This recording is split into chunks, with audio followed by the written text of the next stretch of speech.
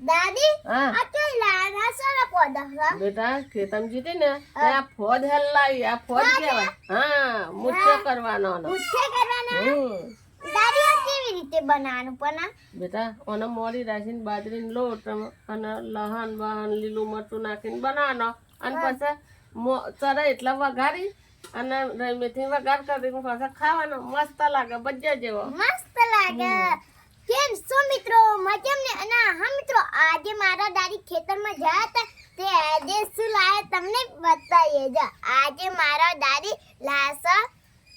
ફળ જો આ છે ફળ અને મુઠ્ઠા બનાના છે મારા દાદી ખેતરમાં લાયા છે જો આ છે ફળ કે મસ્ત છે એ પણ મારા માટે લા આજે મુઠ્ઠા બનાના છે મુઠ્ઠા આજે અમે ખાઈશું અને કોને કોને મુઠ્ઠા ભાષા વગાડેલો એ કોમેન્ટમાં જરૂર લઈ જજો